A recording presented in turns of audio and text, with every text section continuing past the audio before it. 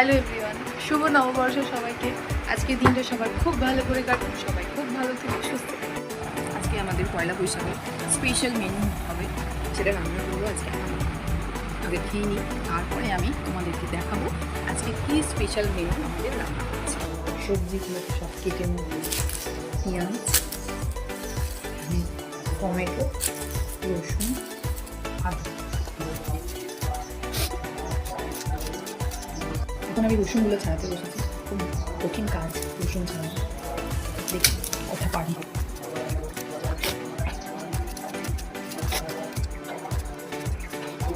সব আমার কাটা হয়ে গেছে, এই যে সব কেটে নিয়েছি। এবার মাংসটা ধুতে হবে, মাংসটা ধুবো, ধুয়ে আমরা চান করতে যাবো। চান করে এসে তারপরে রান্না করবো চিকেনটা। এবার এটা ধুবো,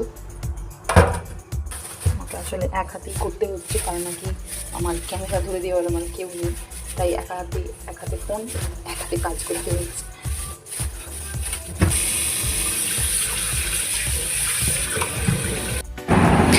আদা রসুনটা আমি পেস্ট করে নেবো। এরপর মাংসটা ম্যারিনেট করে নেওয়ার জন্য হলুদ গুঁড়ো, লঙ্কা গুঁড়ো, গোলমরিচ গুঁড়ো আর আদা রসুন পেস্ট, একটু টক দই আর একটু লেবুর রস দিয়ে ম্যারিনেট করে এটাকে আমি রেখে দেবো এখন 8 ঘন্টার জন্য। এবার পেঁয়াজের বেরেস্তাটা আমি করে নেব। বেরেস্তাটা একটুখানি লাল লাল করে হালকা পেঁয়াজটা ভাজা হয়ে গেছে। এবার কড়াইতে গোটা গরম মশলা, তেজপাতা আর গোটা জিরে দিয়ে মাংসটাকে এবার রান্না করে নেব। ম্যারিনেট করা মাংসটা দিয়ে দিয়েছি, এবার এটাকে একটুখানি রান্না করে নিতে হবে। তারপরে টমেটো বাটা দিয়ে দেবো, দিয়ে এবার এটাকে কষাতে হবে।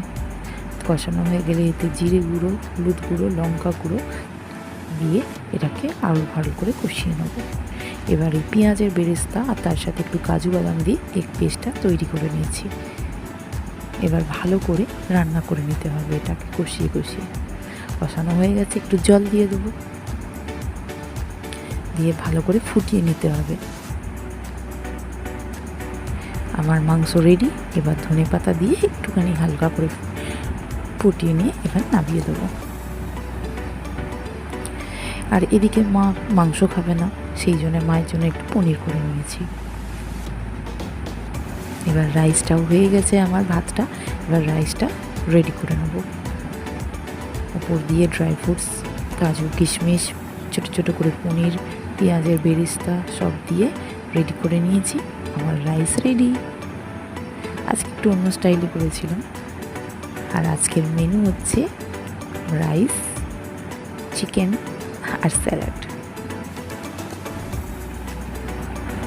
খেতে তো বেশ দারুণই হয়েছে, নিজের রান্না নিজেই প্রশংসা করছি, খুব সুন্দর টেস্ট হয়েছে।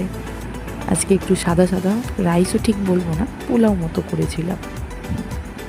থ্যাংক ইউ, টাটা সবাইকে।